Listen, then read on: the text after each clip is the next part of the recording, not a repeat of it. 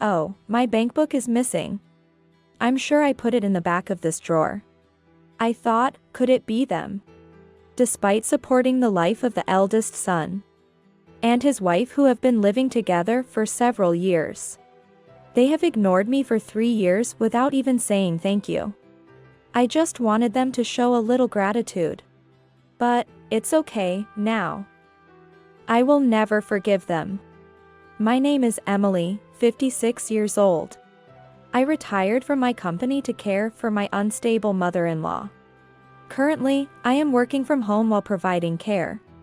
Although I was a few years away from retirement, I couldn't leave my mother-in-law living alone, so I decided to live with her. My husband is away on business and comes home once a month at best. But when he does come back, he brings lots of vegetables and Japanese sweets that my mother-in-law likes. Thank you. I'm so grateful for everything you do for me. I wish I could have fed your father, too. Every time my mother-in-law opens her mouth, she expresses her gratitude to us and her feelings for my father-in-law. He passed away over 10 years ago from cancer, and in the end, he couldn't even eat his favorite foods. Maybe he could have been saved if we had done the tests earlier. By the time the illness was discovered, it was too late for treatment, only symptom relief was possible. So, my mother-in-law often says she wishes she could have fed my father-in-law the delicious foods she eats. My mother-in-law's condition varies greatly from day to day. Some days she's bedridden and barely eats. And other days she's energetic and goes for a walk by herself. I'm often surprised by her unpredictable behavior, but well, as long as she enjoys her days, I'm happy to watch over her. However, there's a troublesome event for my mother-in-law and me that happens 2 or 3 times a month. It's when the eldest son and his wife from the neighborhood show up. Mom, Grandma, long time no see. Were you well? We're starving. Can you make something to eat right away? Sorry to intrude. Mother-in-law, I'm hungry, so please hurry. Eldest son Tom and his wife Catherine. They got married a year ago and frequently come to our house like this. They appear suddenly, demanding meals to be made. And sometimes even terribly asking for pocket money. They probably know the day when the mother-in-law's pension comes in. Hey, Grandma. Today's the day your pension comes in, right? Sorry, but could you donate a little to us, the less fortunate? I thought, it's starting again. Every time, they don't leave until they get the money. Tom, enough is enough. What about your job? Aren't you working? Stop begging for Grandma's precious pension. Huh? What's it to you? This is between me and Grandma. Right? Isn't that right, Grandma? The gentle and timid mother-in-law can't talk back when spoken to so strongly. She ends up giving in to the persistence and goes to get her wallet, handing over $100,000. This is the routine. Her face shows she's troubled and wants to refuse, but can't say it. So, I often speak up for her, but when I do, it usually ends in a quarrel. I report everything to my husband who's away on business. He just sighs in exasperation, saying, "What a troublemaker, not holding a steady job, what is he even doing? Just got married and he's already hopeless." My husband does scold our son, but it seems to have no effect over the phone. This is how my mother-in-law and I feel exhausted just by their visits. Losing the will to do anything else. I'm tired. Yes, really. It's like they drain all my energy. I endured thinking it was only 2 or 3 times a month. But their visits became more frequent, increasing our stress. Then, an incident happened. In the middle of a weekday, my son suddenly came home. So, I got fired from my job. And, for a while, I want to live here. Fired. My son had been repeatedly absent without leave. and even lost a USB containing important company data. There was talk of a pay cut at first, but he ended up fighting with his boss and getting fired. Despite being clearly at fault, he seems unrepentant. Seriously. None of them even do their jobs properly and act all high and mighty. That's why I hate people who act like they're elite. So, I'll be moving in next week, just so you know. So wait a minute. Living together is out of the question. This is too sudden. The mother-in-law's health isn't good every day, you know. Although I tried to refuse, Tom didn't seem to be changing his mind. He's always been stubborn, deciding to do something regardless of what anyone says. And I doubt he'd listen to me. As expected, he got even more upset, saying, It's already decided, so no way. I've canceled the apartment lease and requested a moving company.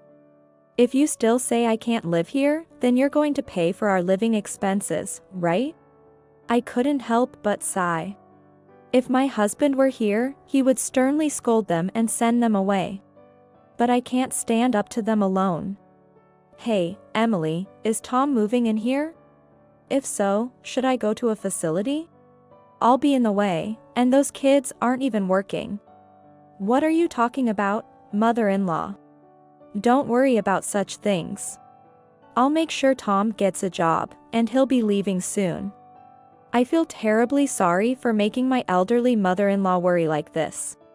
Indeed, we doted on our only son but never intended to raise him to be so unreasonable. I hate to say it, but the son I knew was kind and considerate. He clearly changed after meeting his wife, Catherine. To ease my mother-in-law's worries, I reassured her. "Mother-in-law, you don't have to worry about anything. I intend to take good care of you." Repeating my explanation several times. The mother-in-law's tense face slowly relaxed, but then. The day the son and his wife moved in arrived all too soon. We had separate bedrooms, but we rearranged the rooms to share one. As she felt insecure being alone. Her desire to share a room showed how anxious she was. Soon after, my son and his wife arrived, and their behavior from the first day was appalling. "Hey, Mom. We're planning to use the entire second floor for our room, that's okay, right? From today, the second floor bathroom is ours only. You guys don't come upstairs, okay?" "Yeah, really. We're still technically newlyweds, you know. We don't want unnecessary people coming and going, so please understand." They even moved all the stuff from my workroom on the second floor to the hallway on the same day. I was speechless, which is probably what they meant by this phrase. If I stayed silent, they would do and say whatever they wanted. "Mom, the mortgage on this house is still ongoing, right? I don't plan to pay rent until I find a job. Nor do I intend to pay for groceries or utilities, so take care of it." I wasn't expecting much, but I was increasingly irritated. I see. And with this conversation, I was ignored by my son and his wife from then on. A week has passed since my son and his wife moved in, but he shows no signs of job hunting. Moreover, his wife leaves dirty dishes unwashed and doesn't do much laundry either. Additionally, every 2 weeks we have to take my mother-in-law to the clinic. But the car is always missing because they use it without asking. The car is left full of trash and low on gas, with the fuel light on, and they don't even refuel it. As a result, we have to take a taxi for the clinic visits.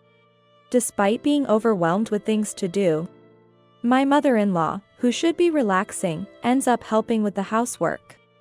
Thinking this is clearly wrong, I say to my son, "Tom, are you even job hunting? You can't just stay at home all the time, do something. At least clean up your dishes." But my son ignores me, even though he can hear me. He just keeps on ignoring me. He then complains to his wife, "Lately, I've been hearing these hallucinations, you know. Just now, I heard something about job hunting or whatever. We have a place to live and food to eat, so why work? Stupid, right? And about cleaning up, whoever notices it should just do it. I get you. Ever since I came to this house, I've been hearing hallucinations too. And I've even seen 2 ghosts. Scary. They laugh about it. They're referring to my mother-in-law and me when they mention hallucinations and ghosts. Their utter disregard and selfishness are just appalling. But after consulting with my mother-in-law, we decided to let them be for a bit longer, believing that our chance for payback will come eventually. That's how we concluded the conversation. Like the son and his wife. My mother-in-law and I constantly talk about them when they're not around. Did I make a mistake in raising my child? I never meant to spoil him. But seeing how he turned out, I guess I did. What are you talking about? Emily, you worked hard at your job, raising a child, and doing household chores. The fault lies with Tom for not appreciating his parents' efforts. And that wife of his, honestly, she's the worst. I'd like to see her parents' faces. Being treated like this. We were not content to just sit back and take it. And start discussing how we could get them out of the house. And make them regret their actions. Since we share a bedroom. My mother-in-law and I spend from morning till night excitedly discussing this. In this situation, I might have been depressed if I were alone. But together, it feels like we can get through it. Before we knew it, nearly 3 years had passed since they moved in. Anyway, it's been 3 years since they started ignoring us. Maybe they think we're ghosts. That's true. But their savings must be running out soon, right? Indeed, they haven't paid a penny for rent or living expenses. But they must be covering their cell phone bills and dining out. I've heard they're estranged from Catherine's parents, so they're unlikely getting financial help. They might ignore us now, but surely they'll come to us for help once they run out of money. We've decided that's when we'll take our revenge. It was 2 weeks after that conversation. That day, we were busy preparing for my mother-in-law's clinic visit. But I noticed my son acting fidgety since morning. He didn't seem hungry, rather, it looked like he was searching for something. Knowing he would ignore me if I spoke, I pretended not to notice and left for the hospital. But when I returned home, I noticed that my son and his wife were gone. Thinking the worst, I went to check my bedroom. Oh, my bankbook is missing. I'm sure I put it in the back of this drawer. Could it be them? As I was thinking this was too much, even criminal, my mother-in-law came and asked. Emily, what's wrong? You look pale, did something happen? So, I told her. Tom and Catherine stole my bankbook. It seems they took the bankbook that was kept here. What? The house mortgage is $2,000 a month. On top of that, I've been supporting the life of my son and his wife who haven't paid a penny. And this is the result. I didn't expect them to say thank you, but I at least wanted them to show some gratitude. But, it's okay, now. I will never forgive them. Although the bankbook was stolen, according to my online banking, no money has been withdrawn from the account yet. I rushed to the bank to close the account. They were mistaken if they thought they could withdraw cash. With just the bankbook, without knowing the PIN and without the seal. The more I thought about it, the angrier I became at my son and his wife. I told my husband about the stolen bankbook, and he said, "It's over. We can disown them for all I care." My mother-in-law suggested reporting to the police. But we decided to leave the house as quickly as possible, making it our last resort. I couldn't let them run wild anymore and refused to be taken advantage of. Although I felt sorry for the sudden upheaval. We decided to stay at a hot spring inn until the problem was resolved. Mother-in-law, I'm sorry. I'll work on resolving this issue quickly, so please bear with it here for a while. Don't worry about me. Besides, I'm happy to stay at such a luxurious inn. At that moment, I resolved that once this problem was settled, I would definitely find a comfortable new home for my mother-in-law. A few days later, after completing various procedures, I finally had a moment to relax. Then, unexpectedly, I received a call much sooner than I had anticipated. Of course, the caller was my son. Hello? Mom. You haven't been home lately, are you on a trip? Grandma's not there either, so I was just wondering what happened and got worried. His voice was clearly trembling, and he sounded upset. It's odd, isn't it? He ignored me for 3 years, yet now he can talk when he's in trouble. Ho? What's the matter? This is the first time you've spoken to me in 3 years. Do you need something? By the way, I have no business with you guys. Don't say that, please. I don't understand, but we received a notice to vacate the house by the end of the month. It's our own house, so what's going on?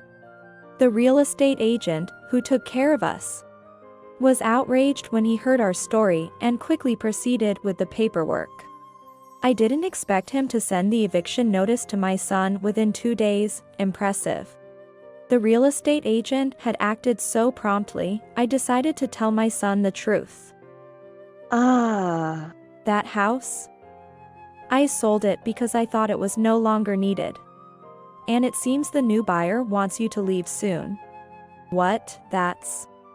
Even if you say that, we have nowhere to live. Where are you and Grandma now? We'll come there. My son and his wife still try to use us, even now. Enough is what I feel. What? Why are you crying to me now? What a pathetic man. You freeloaded for 3 years, ignoring me and Grandma. Isn't that a bit too convenient? Just so you know, I intend to cut ties with you. Your father agrees with this decision. Don't say that, please. I didn't mean it. I wanted to get along with you and Grandma. And I'm looking for a job, too. My mother-in-law and I are astonished at the lies spilling from my son's mouth. If he had shown any genuine remorse, we might have reconsidered. But he had already crossed the line by stealing the bankbook. By the way, you stole my bankbook from the bedroom, didn't you? What were you planning to do with it? You thought as long as you got the money, everything would be fine, right? Lying won't do you any good. No, that's not. I could tell from the other end of the phone that my son was on the verge of tears. Then, realizing my son was useless, his wife took the phone. Hey. What do you think you're doing? Kicking your son and his wife out of their house, doesn't your heart ache? Are you a demon?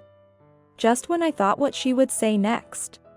My daughter-in-law started hurling hysterical insults at me. She even went as far as to say, "You're just living off Grandma's pension too. You're no different from Tom." Acting all high and mighty without a job. I was so shocked that I froze for a moment with my mouth open. What? Jobless?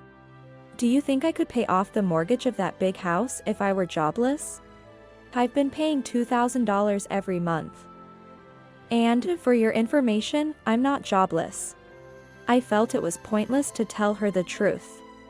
Essentially, her not realizing this just shows her level of unawareness. In reality, I'm earning about $5,000 a month from my remote work. But of course, I see no need to tell these two. Well, if they had seen the contents of the bankbook, they would probably have figured it out. But I had to say this much to her clearly. Hey, Catherine. You're jobless too, yet you always wear branded items. Where did you get those? I think the one acting strange here is you. Huh? I suspect, but can't confirm, that she's in debt, always carrying new designer bags and wallets. Even my son, before being fired, worked at a decent company and earned a fair salary. It seems like she's the one who ruined everything. Anyway, I have no intention of prying into your private affairs. But if you're in debt, you'd better deal with it quickly before things get out of hand. Also, please leave that house as soon as possible. I'll take my leave now. Though I had more to say, I decided to let them face their impending doom on their own. After hanging up, I ignored all the apology emails from my son. My husband, who had also been contacted, dismissed them with even colder words than I did. We've been ignored until now, but it's our turn to ignore them. They should thoroughly enjoy their hellish lives. A few months later, I heard that the couple had moved out of the house into a shabby apartment. Catherine had accumulated a significant amount of debt. My son tried to initiate a divorce, but they decided to repay the debt together since it was also in his name. With both of them jobless, they cannot repay and are now busy working while being chased by debt collectors.